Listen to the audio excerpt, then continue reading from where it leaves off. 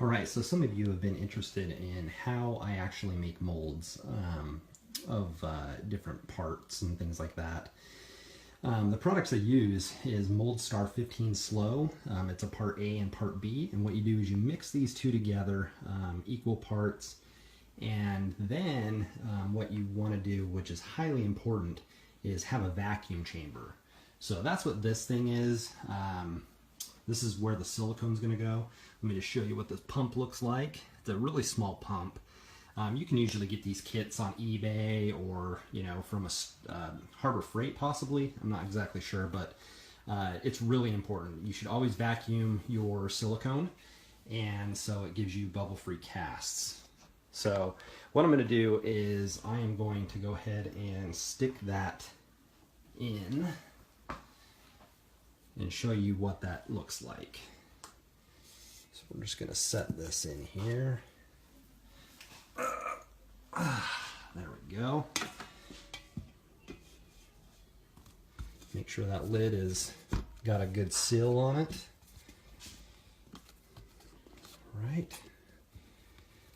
All right, and we're going to go ahead and just turn it on.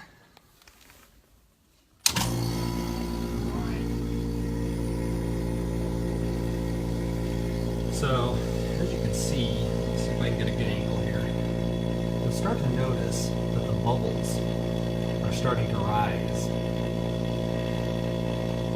Now, we don't want to let this thing overflow, so that's what this release valve is for. So when the silicone actually rises up and almost starts overflowing out of the cup, I can just pull this and it'll actually pull the silicone back down. Might have to do that a couple times just because my cup isn't actually big enough for the amount I'm putting in here. So as you can see, it's starting to rise a little bit. So we're just going to release a little bit of that air.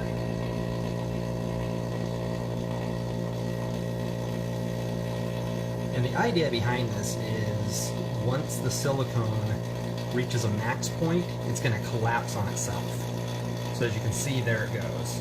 It's starting to collapse back down into the cup, and that tells you that all the silicone, all the air has come out of the silicone. So, you know, if I were to just leave this in here, it's just going to sit here and bubble. So it's actually ready to actually pull out and pour. So let's go ahead and shut this off.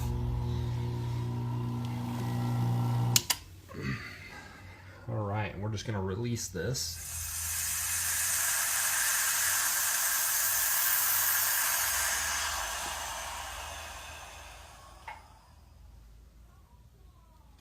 And then we can actually just pull this out. All right.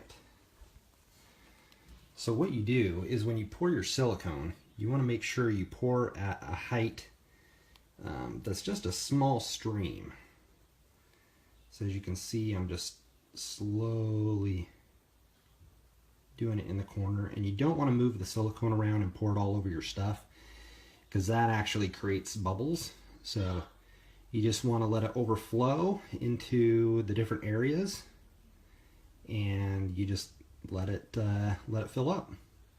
So that's it. That is how you pour silicone.